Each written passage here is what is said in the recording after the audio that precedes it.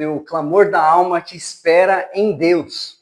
É algo maravilhoso mesmo saber que nós podemos esperar e que nós temos alguém para a gente esperar.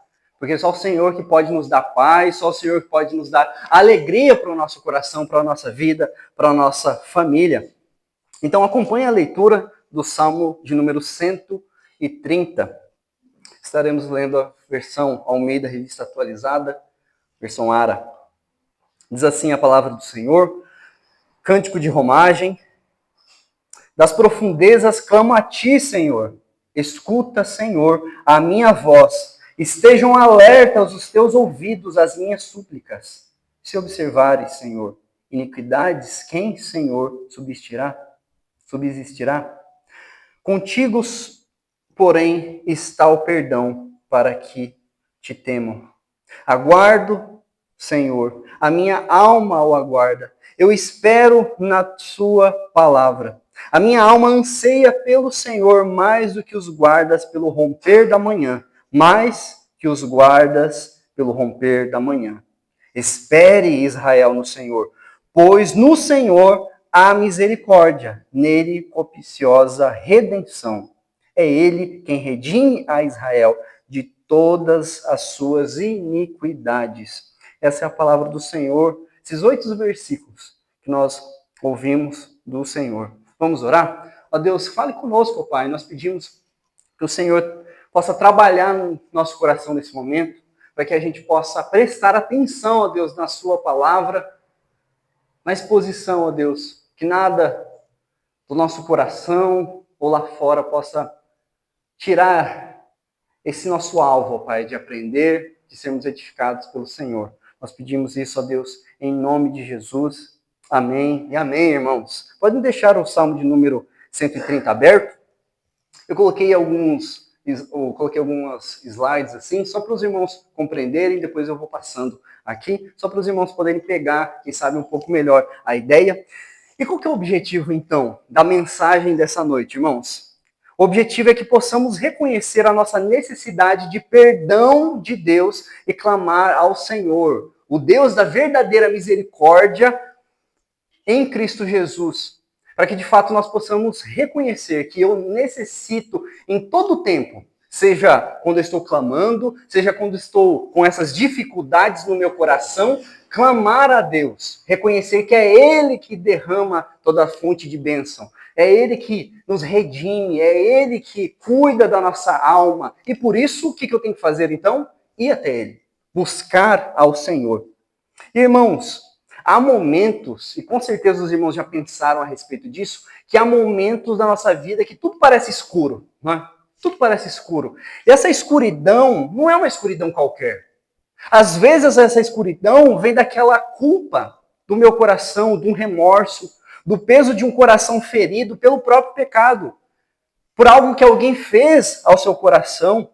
E é como se estivéssemos no fundo do poço. Parece que a partir do momento que acontecem essas escuridões na minha vida, então eu caio no fundo do poço, sem luz, sem forças, sem palavra, e tudo que eu consigo fazer é clamar. Eu não tenho mais outra força. Um clamor que ele não se preocupa também, irmãos, com aparência. Não um clamor de fechar os olhos, de levantar as mãos e ver se alguém está fazendo alguma coisa, se alguém está prestando atenção. Não. É um clamor íntimo. É um clamor onde eu estou sozinho, no meu quarto, ou estou com alguém muito próximo, íntimo, e eu não tenho forças para orar ao Senhor. Eu quero orar, eu sinto o desejo de orar, de falar com o Senhor, mas eu só consigo clamar, ó Deus, gemer aquilo ali. E isso, irmãos, de fato, quando nós estamos nessa angústia, de fato, quando nós estamos nessa situação da nossa vida, mostra o que para nós? Que esse aqui é um clamor cru, é um clamor sincero de alguém que não tem nada para oferecer, apenas sabe onde olhar, apenas sabe aonde ele pode buscar a esperança. E o Salmo de número 130 é isso. Esse é o som do Salmo de número 130. Das profundezas, clamo a ti, Senhor. Olha só como que está o coração desse salmista. E é interessante, irmãos, nós observarmos que é um cântico de romagem, ou seja, é um cântico deles irem a igreja, irem ao templo e eles subirem ao templo. E eles estão cantando isso. E eu pergunto aos irmãos, você já esteve lá? Você já esteve ali no fundo do poço? Você já esteve nessa situação de das profundezas eu clamo o Senhor? Você já teve dias em que você não conseguia orar, mas apenas gemer? Já sentiu que a culpa pelo que você fez, ou deixou de fazer, ou alguém fez com você? E você foi para onde? Para o buraco. E mesmo que sua fé não consiga alcançar você, geme, clama ao Senhor. E esse salmo, então, irmãos, é para você. Esse salmo de número 130 é para todos nós. Porque todos nós passamos por momentos de dificuldade. Todos nós passamos por um momento onde nós iremos clamar ao nosso Senhor. A banda presteriana Projeto Sola, ela fez, eu acho que esse ano, ela compôs uma canção diante desse salmo, salmo de número 130. É interessante os irmãos ouvirem depois. Projeto Sola, Salmo 130. Eu vejo se eu coloco no grupo da igreja para vocês meditarem e verem como que eles fizeram ali, né, colocaram uma musicalização ali nesse salmo, que ficou muito bonito. E esse salmo, para os irmãos compreenderem melhor sobre esse contexto aqui, esse salmo ele faz parte de salmos de romagem que estão dentro do livro dos Salmos. Então ele está dentro de um Salmos que está dentro de outro. E ele é o 11º, ou seja, os salmos de romagem, que são os salmos de peregrinação, os salmos dos viajantes, né, que é onde eles saíam da casa deles e iam até Jerusalém. E demorava, às vezes, dias, até mesmo semanas para eles chegarem ali. E é do Salmo 120 até o Salmo de número 134. Então, o povo de Deus, o povo de Israel, no Antigo Testamento, eles subiam Jerusalém para adorar a Deus. E note, irmãos, note que um salmo onde um homem está clamando a Deus. Mas ele não está em casa. Ele está indo à igreja. Isso aqui traz uma aplicação, uma mensagem muito importante para nós, irmãos. Porque aonde eu vou encontrar o Senhor, aonde eu vou encontrar uma palavra do Senhor, também o Senhor fala conosco na comunidade. O Senhor também fala conosco na igreja. E muitas vezes eu acho que eu vou conseguir ficar em paz ficando em casa. Ficando em casa. E aquele não, ele está falando assim, ó, enquanto ele está buscando, enquanto ele está caminhando em direção ao templo para ter a presença de Deus em comunidade, ele fala, olha, hoje eu não estou bem. Hoje eu gostaria de ficar em casa e tentar saciar minha sede na TV, na internet, em qualquer outra coisa. Mas o salmista, ele mostra pra gente o quê? Ele fala, olha, ficar em casa não vai resolver nada. Muitas vezes nós queremos sim ficar em casa, porque eu estou triste, eu estou no fundo do poço, mas o salmista mostra, olha, é no caminho que o Senhor vai trabalhando no meu coração. Domingo passado nós falamos a respeito de como é o seu coração e como deve ser o seu coração antes de vir para a igreja. Você tem vindo para a igreja se preparado e falado, Senhor, muito obrigado, Pai, por essa oportunidade de hoje, no primeiro dia da semana, eu estar com meus irmãos e adorar ao Senhor, vir na igreja, ó Pai. Como você tem preparado o seu coração? E nós meditamos isso domingo passado.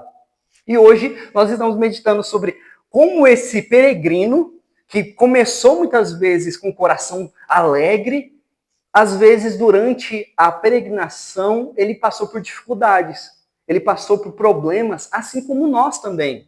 Nós passamos também por problemas, porque a viagem que aqueles peregrinos eles faziam, de uma semana, às vezes mais, dependendo da localidade onde ele estava, geograficamente, eles tinham que passar, às vezes, tomando cuidado com assaltantes, feras do deserto, tudo eles tinham que se preparar. E às vezes o mal poderia chegar até eles, indo à casa do Senhor. E aí que eles chegam e falam ao Senhor, Senhor, ó Deus, eu clamo a Ti. Eu sei que o meu coração somente vem do Senhor. E por isso que aqui o salmista ele diz, das profundezas. Nós não sabemos o autor, quem escreveu, o escritor disso. E talvez ele seja intencional mesmo. Ele não coloca o nome, porque esse salmo ele tem a ver não só com uma pessoa, mas com todos nós, com a igreja do Senhor Jesus. Então essa voz aqui, ela é uma voz que entende dessa miséria dele, desse clamor aqui, que está diante disso. E por isso que nós vemos, por exemplo, como o Charles Spurgeon, a comentar esse salmo, ele diz assim: este é um dos mais profundos salmos, gemido nas profundezas que clama pelas alturas da graça. Então o que nós vemos aqui, irmãos? Que não há como eu ouvir esse salmo e continuar de forma superficial. Não tem como eu ouvir ele e não continuar sendo honesto. Porque o Senhor está chamando para que cada um de nós possamos ser honestos diante dele.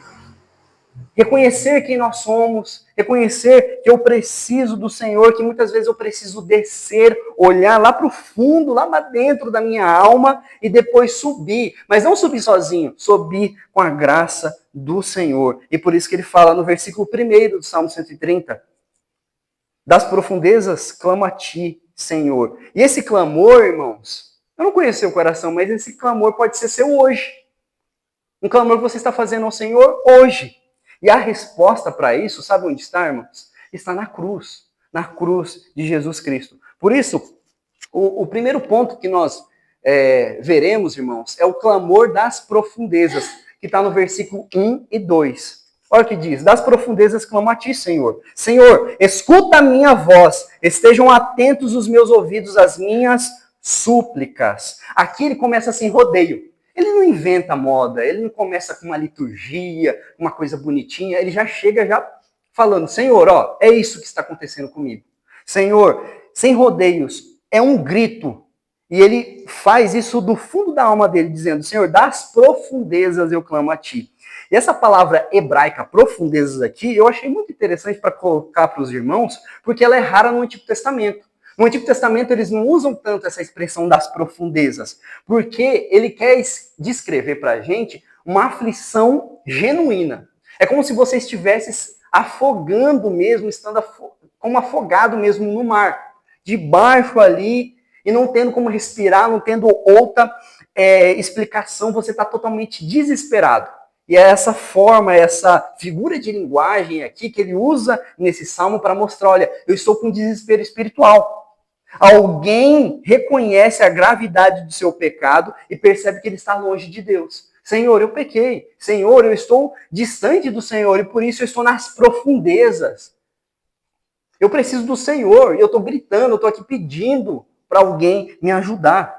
E essa linguagem aqui, ela remete a outras passagens que a gente vê na Bíblia, que eu achei interessante colocar para os irmãos. Por exemplo, em Jonas capítulo 2, versículo 3, a gente vê o seguinte, ó: lançaste-me no fundo, no coração dos mares, e a corrente das águas me cercou. Ou seja, o profeta falando a mesma coisa. Senhor, eu estou aqui no monstro marinho.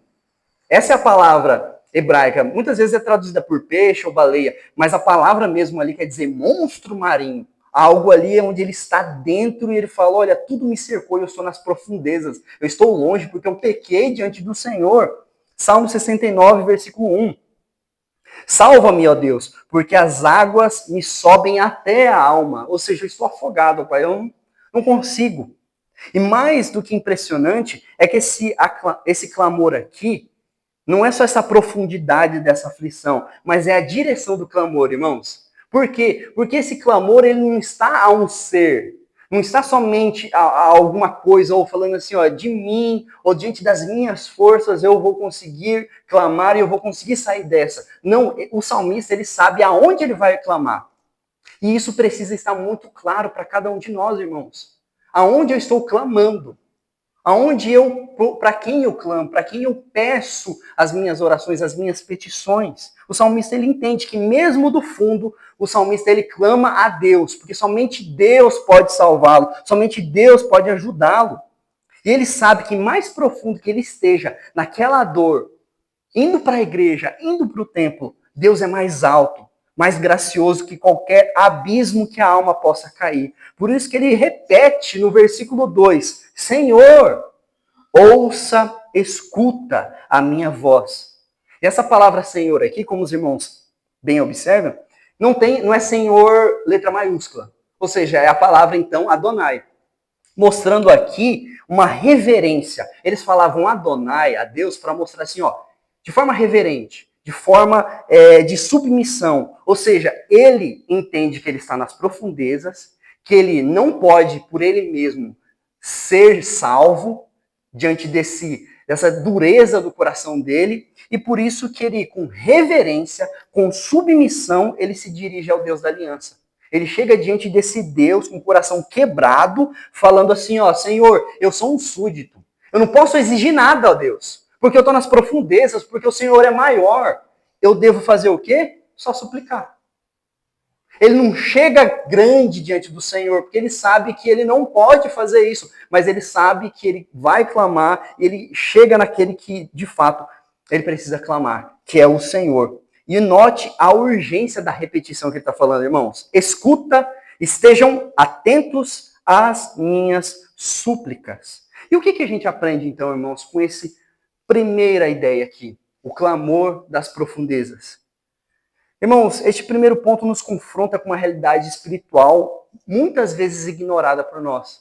Muitas vezes, diante da nossa facilidade, da nossa igreja, o que for, da sua vida, do tempo, do momento que você está vivendo, você esquece que você é pecador.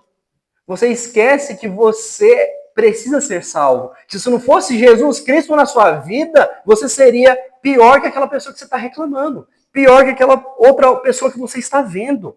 Ou seja, o salmista ele mostra para nós sobre a dura realidade do pecado, que o pecado nos afunda. A rebeldia, o pecado, ele nos afunda e ele nos leva para as profundezas da culpa, do remorso, do afastamento de Deus. É isso, essa é a consequência. Paulo vai dizer em Romanos que a consequência, o salário do pecado é a morte.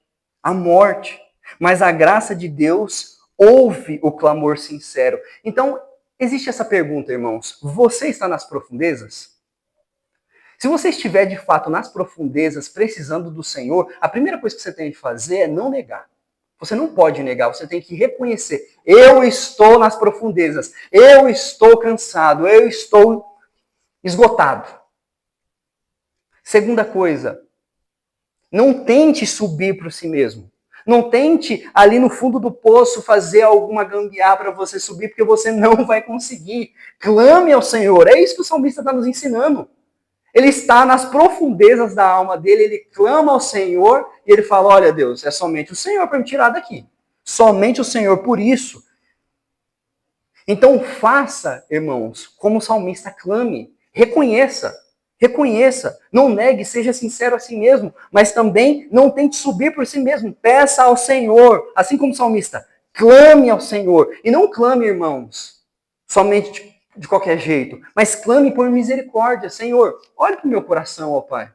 Olhe e tenha misericórdia da minha semana, ó Pai, da minha falta de interesse na sua palavra, da minha falta de interesse de falar com o Senhor, de ouvir a sua voz, ó Pai, de te louvar. Ó Deus, tenha misericórdia, porque essa minha falta de interesse que eu tive durante a minha semana, de ler a palavra, de falar com o Senhor, me afastou de ti. Eu poderia estar hoje muito mais feliz, muito mais retumbante com a palavra, com as ministrações, com os cânticos, mas eu me afastei. Eu me afastei por causa do pecado, Pai. Tenha misericórdia de mim. Não clame por orgulho, mas com humildade. Porque nós somos súditos do Senhor. Nós não temos direito de exigir nada ao Senhor. Somente clamar, pedir a Ele. Então, clame a Deus porque Deus ouve. Deus, Ele ouve a nossa oração. Por isso, como igreja, irmãos, somos chamados a ser um povo que ora como aquele que depende de Cristo. Depende de Deus. Então, a nossa oração, o nosso entendimento, não deve ser de autossuficiência, de que nós somos perfeitos, que todo mundo aqui tem uma família perfeita. Não, mas nós devemos buscar isso. Mas entender que se não fosse o Senhor, eu não estaria do jeito que eu sou. Talvez a gente precisa mudar um pouco a palavra que nós usamos. Eu não tenho uma família perfeita. Eu tenho uma família maravilhosa, uma família graciosa diante do Senhor, porque eu sei que se o Senhor não fosse misericordioso, gracioso comigo, meu casamento tinha acabado. Meus filhos estariam distantes de mim. Eu estaria distante do Senhor. Devemos ter esse coração humilde. Dizer, Senhor, das profundezas clamo a Ti. Esse versículo aqui, ele não é o começo dos Salmos, irmãos. Aqui, quando o salmista ele entende que ele depende do Senhor, é o começo da restauração. Então, como que eu vou ter um coração restaurado? A primeira coisa que a gente vê nas profundezas, eu clamo ao Senhor. Eu tenho que reconhecer que o único depósito onde eu devo colocar meu coração, a minha alma, minha família, meu ser, é no Senhor. É no Senhor. Então, assim, inicia-se a restauração. A segunda coisa que nós vemos agora, irmãos, é o reconhecimento da graça perdoadora. O reconhecimento da graça perdoadora do versículo 3 ao versículo 4. Olha só o que diz: se observares, Senhor, iniquidades, quem, Senhor, subsistirá? Contigo, porém, está o perdão, para que te temam. Depois desse clamor angustiado, ele muda um pouquinho, né? Ele está com esse clamor angustiado, ele está indo em direção ao templo, passou por dificuldades, ele clamou ao Senhor. Agora o que ele faz? Ele agora entende e precisa ter temor ao Senhor. Ele retoma e fala assim, poxa, diante desse Deus eu preciso temê-lo. Eu preciso entender que ele é um Deus santo. E diante dessa santidade, ele não ama e ele não gosta de iniquidade, de pecados. E por isso que nós devemos reconhecer a graça perdoadora do Senhor aqui, ó. Observe essa palavra observar. Aqui ela é traduzida no hebraico e ela tem uma ideia de vigiar atentamente, vigiar com precisão, exatidão. Então é como se o salmista estivesse assim, Senhor, olha Deus, se o Senhor pegasse uma caneta, pegasse uma prancheta ou que fosse um caderno e anotasse todos os meus pecados, todos os pecados de todos nós aqui, quem poderia permanecer diante do Senhor? E ele faz uma pergunta retórica, porque a gente sabe que ninguém. Ninguém pode permanecer diante do Senhor. Se o Senhor olhar todas as nossas falhas, tudo que nós somos, nós não podemos permanecer diante dele. E a Bíblia inteira, irmãos, fala sobre isso. Que não há um justo, por exemplo, Romanos 3, 10 diz assim, ó, não há um justo nenhum sequer. Romanos 3, 23, todos pecaram e carecem da glória de Deus. Isaías 53, todos nós andávamos desgarrados como ovelhas. E justamente diante desse desespero que ele fala, que o evangelho começa a brilhar. O evangelho começa a mostrar diante de um Deus perdoador, de um Deus gracioso. Porque ele fala assim, ó, contigo, porém, está o perdão. Contigo, porém, versículo 4, está o perdão. E aqui é uma virada gloriosa diante desse salmo, porque do temor do juízo, essa esperança na misericórdia. Porque ele coloca assim, ó, porém, ele praticamente faz uma ponte assim de graça aqui falando, olha, o Senhor, ele é maravilhoso, mas eu preciso temer a ele. Porque o fruto desse perdão não gera libertinagem, irmãos. Poxa, eu sou perdoado pelo Senhor, então eu vou fazer o que eu quero. Eu sou perdoado, então, se eu reconheço então que esse Senhor, ele dá essa graça perdoadora à minha vida, então eu posso fazer o que eu quero. Só que não. O salmista está dizendo assim, olha, o perdão diante do Senhor não vai gerar essa libertinagem, você querer fazer o que for, porque ela produz temor. Versículo 4 ainda, para que te temam. Contigo, porém, está o perdão. Amém, coisa boa. Mas para que vocês possam temer, vocês possam temer ali. Então, irmãos, este temor aqui não é um pavor de destruição, porque eu sei que o Senhor foi gracioso, mas é uma reverência profunda à palavra de Deus gerada com consciência que fomos poupados. Então, o perdão nos aproxima de Deus, não nos afasta. Então, a gente começa a observar, será que eu tenho reverenciado de fato o meu Senhor com a minha vida? Será que eu tenho temido ao Senhor, o meu Deus, o meu Salvador? Porque nas profundezas, quando eu estava no fundo do poço, ele que estendeu a mão, ele que estava comigo ali. E agora ele me salva, ele me liberta. E eu posso então no templo, eu posso então na igreja levantar as mãos, fechar meus olhos e cantar ao Senhor. Porque o Senhor, ele me deu, como a gente cantou, me deste tudo a mim. A salvação, a paz de espírito. Mas o que você tem feito com isso? Com todo esse presente do Senhor? Você tem temido ao Senhor, de fato? Você tem reverenciado esse Deus grandioso? Muitas vezes nós colocamos esse temor de lado. Ou vivemos como se nós não temêssemos a Deus.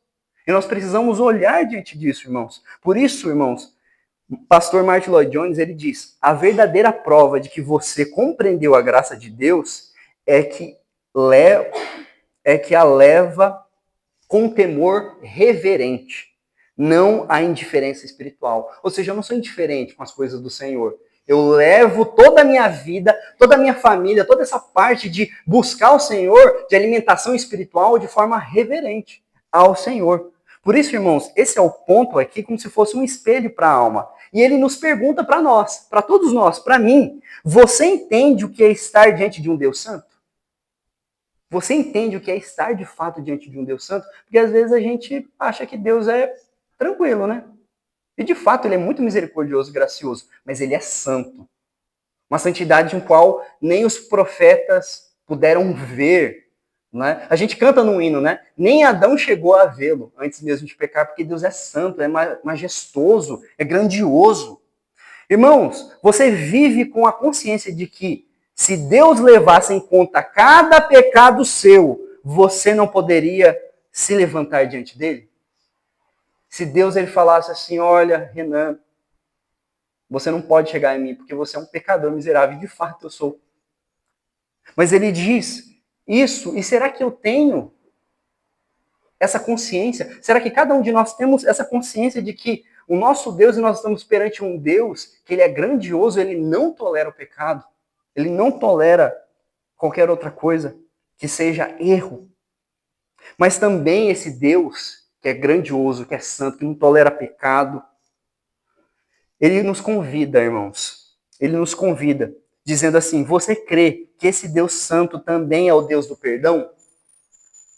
Você vive como alguém perdoado e por isso cheio de reverência, gratidão e santidade? Porque é isso que o Senhor transforma na nossa vida. A partir do momento que eu entendo que eu vivo com reverência, eu devo viver então cheio de temor ao Senhor, gratidão, santidade. É por isso que eu busco isso, porque esse Deus é grandioso. Porque esse Deus, de fato, ele me perdoou, ele me dá acesso por meio de Jesus Cristo para que eu possa falar com ele. E a gente vê em Romanos 8 a ponto da gente dizer Abba. Ou seja, eu posso ter intimidade com o Senhor. Eu sou filho dele. Então, o perdão de Deus, irmãos, não é uma permissão para você continuar no pecado. É um chamado para você levantar sua vida, organizar sua família, ter temor a ele, adoração e transformação. São essas três coisas. Precisamos na nossa vida, na nossa família, ter temor, adoração e transformação constante. Porque é isso que um coração rendido ao Senhor produz. Esses são os frutos que o Senhor produz na nossa vida. E como igreja, então, irmãos, precisamos ser uma igreja que não minimiza o pecado, que não passa pano para o pecado, mas que apresenta também a graça de Deus. Você pecou, você vai ser corrigido, mas em amor. A graça de Deus está aqui. O Senhor está aqui. Não vai ser negado. Não tem acepção de pessoas porque você é pobre, porque você é rico, porque você sabe ler ou não. Não tem necessidade, não é isso. A graça de Deus, ela não pode ser negada, irmãos. Mesmo quando nós estamos quebrados. E principalmente quando nós estamos quebrados. Porque nós precisamos ser consolados. E aí vem uma terceira ideia. Uma terceira ideia que nós observamos aqui, irmãos. A esperança perseverante na palavra de Deus, versículos 5 e 6. Essa esperança perseverante na palavra de Deus. Por quê? Ele fala, guardo o Senhor, letra todas maiúsculas, ou seja, o Deus criador mesmo, o Deus mesmo que ele disse lá, o Yahvé, o Yehowa, o Jeová, o que for. Nós não sabemos como fala isso.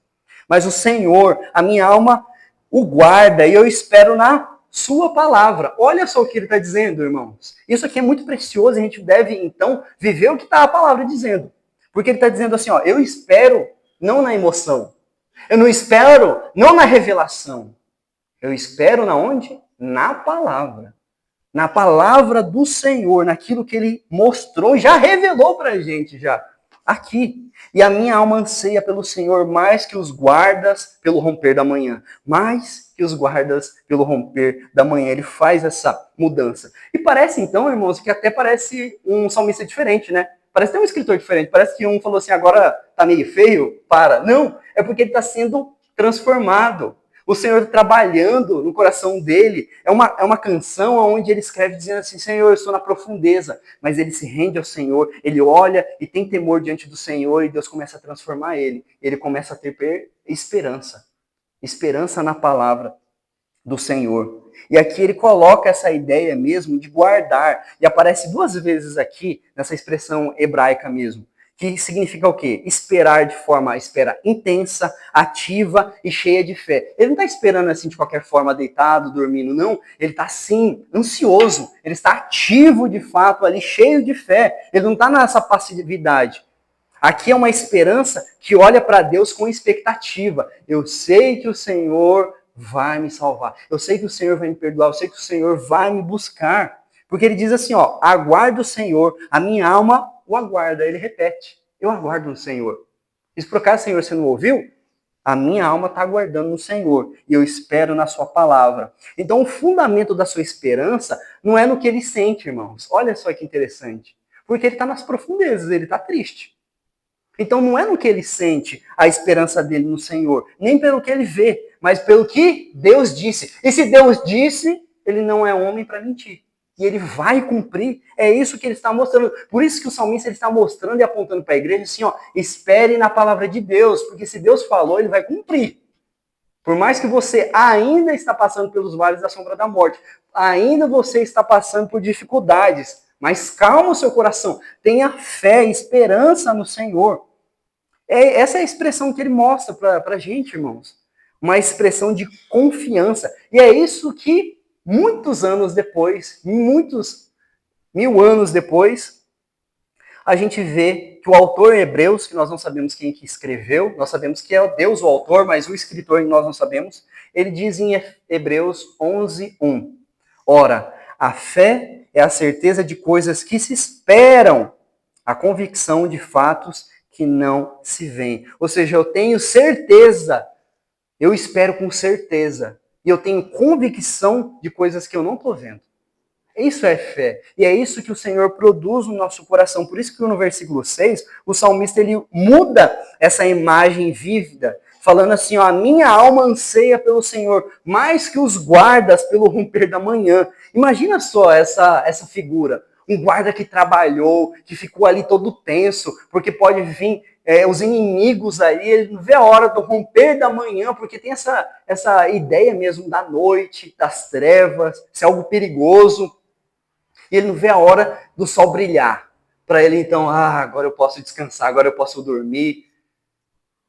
Outros virão no meu lugar, eu posso descansar no Senhor. E ele coloca, olha, eu anseio pelo Senhor, eu anseio por isso, mais que os guardas. Ficaram em prontidão a noite, a madrugada inteira ali, porque eu espero pela misericórdia do Senhor. E ele reforça isso, mais que os guardas pelo romper da manhã. Por isso, irmãos, não se esqueça, você que já reclamou pelo Senhor das profundezas, nas profundezas da sua vida, e agora você vive em silêncio entre clamor e resposta, espere no Senhor. Poxa, eu clamei ao Senhor. Espere com fé. Espere com fé. Espere na palavra. Espere como um vigia que sabe que o amanhã virá. Espere com fé. Porque o problema, muitas vezes, irmãos, da nossa geração, ou de nós mesmos, nosso coração, é que nós somos ensinados e nós queremos as coisas, não é para hoje, é para ontem. Eu quero isso para ontem. Mas o coração que confia no Senhor aprende a esperar sem ansiedade. Esperar com um propósito. Eu descanso no Senhor. Não é à toa que Jesus várias vezes fala, olha, não sejam ansiosos. Coloquem, depositem a sua ansiedade em mim. Espere e aprenda a ter paciência. É isso que o Senhor nos desafia, irmãos. A gente ter paciência diante das coisas. A gente quer que nosso filho se converta. Nós queremos já uma mudança na nossa vida. Mas o Senhor te chama. Espere. Calma. Aguarde com paciência. Creia. Mas eu já orei, Renan. E nada mudou. Aí você orou ontem. E nada mudou. Continue esperando no Senhor, porque o caráter de Deus não muda. Se o caráter de Deus não muda, Ele está vendo, Ele está analisando você. Mas eu não vejo saída, eu não vejo outra alternativa. Então espere. Aí por isso que Deus está te falando, espere em mim, porque Ele vê quando nós não conseguimos ver.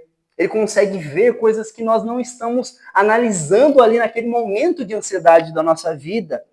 Por isso que ele fala, eu espero na sua palavra, ou seja, eu espero na sua promessa. O Senhor fala que vai cuidar de mim. Então, eu espero, eu confio. Então, Senhor, me dê paciência.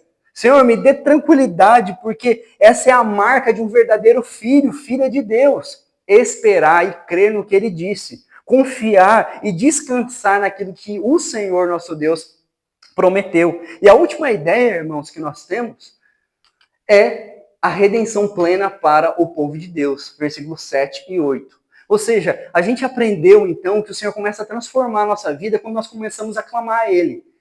E não apontar o dedo, mas falar assim, Senhor, é só o Senhor que pode mudar a minha vida. Você começa a temer ao Senhor, você começa a mudar, ser transformado pelo Senhor, e agora você compreende que eu espero e eu peço ao Senhor que aumente a minha paciência. Não com os outros somente, mas comigo mesmo.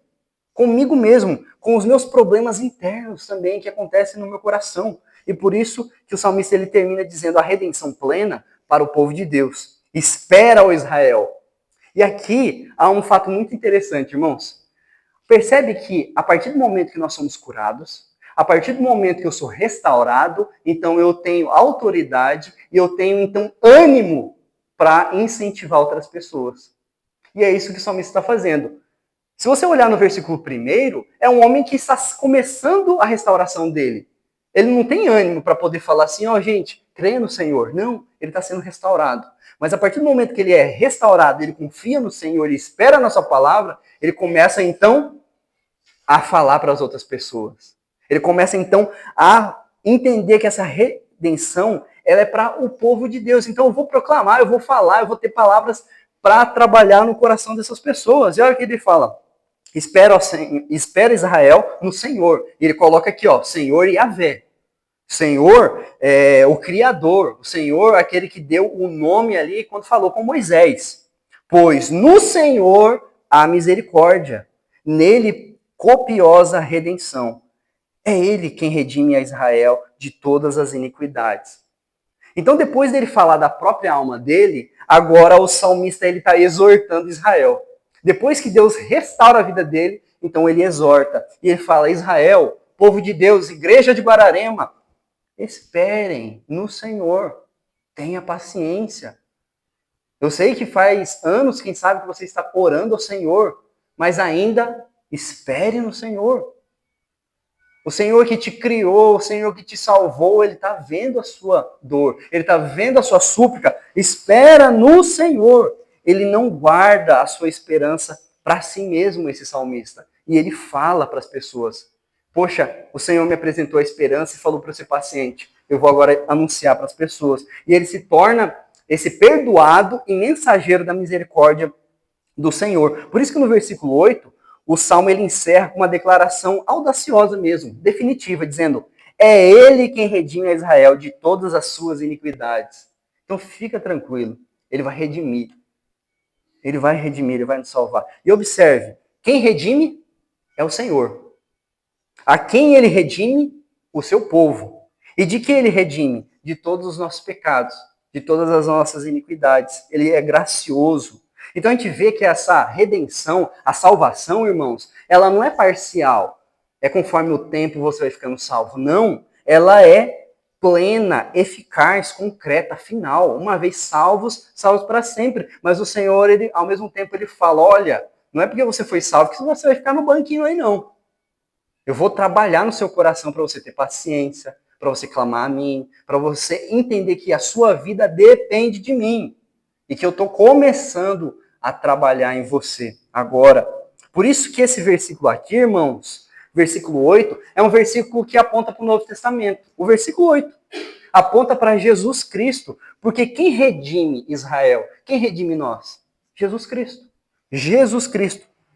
Mateus capítulo 1, versículo 21. Ele salvará o seu povo de todos os pecados. Marcos capítulo 10, 45, que é o versículo que resume o Evangelho de Marcos. O Filho do Homem veio para dar a vida em resgate de muitos. Esse finalzinho. Efésios capítulo 1, versículo 7. Em quem temos a redenção, a salvação, esse significado também, pelo seu sangue e a remissão, o perdão dos pecados. E o que significa isso para nós, então, irmãos? Nós vimos tudo isso, né, até agora. Mas o que isso significa para nós? Primeiro, há esperança para todos que estão presos no pecado. Há esperança para todos aqueles que estão aflitos. Há esperança para todos aqueles que estão clamando diante do Senhor. Não se esqueça. Em Romanos, capítulo 5, diz que onde o pecado abundou, superabundou a graça. Então descanse no Senhor. Segundo, a salvação não é uma conquista humana. Isso você nunca pode esquecer. Não vem de você, vem de Deus. É uma obra divina. Terceiro, a igreja é uma comunidade de redimidos. Ou seja, nós somos uma comunidade onde estamos aprendendo a ter paciência, onde estamos aprendendo a amar.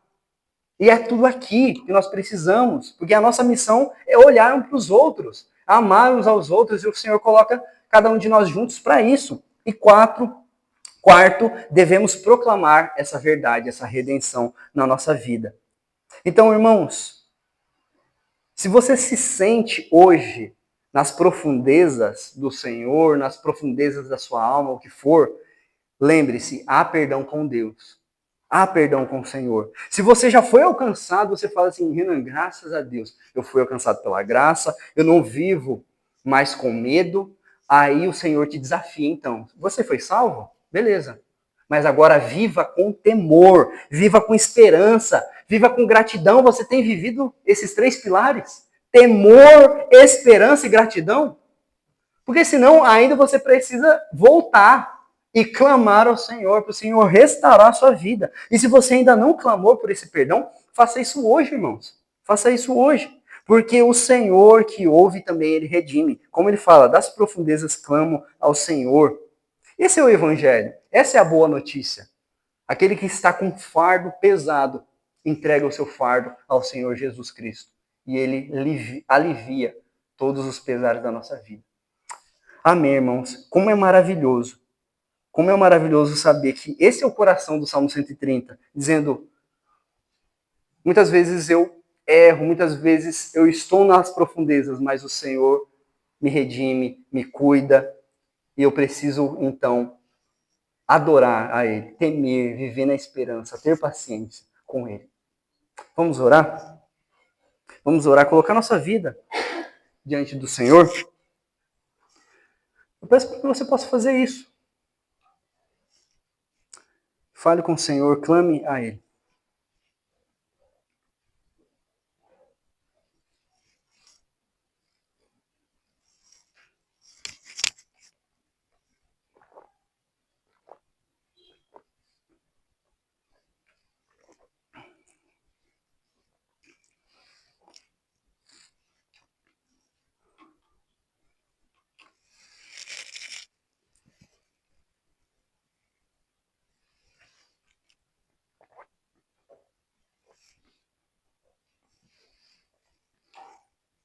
Ó Deus, nós clamamos ao Senhor, ó Deus. Pedimos que o Senhor trabalhe na nossa vida, trabalhe na vida dessa igreja, na vida de cada irmão aqui presente, ó Pai. Porque muitas vezes nós estamos angustiados, nós estamos esperando muitas coisas, ó Pai, e às vezes a gente não tem essa paciência.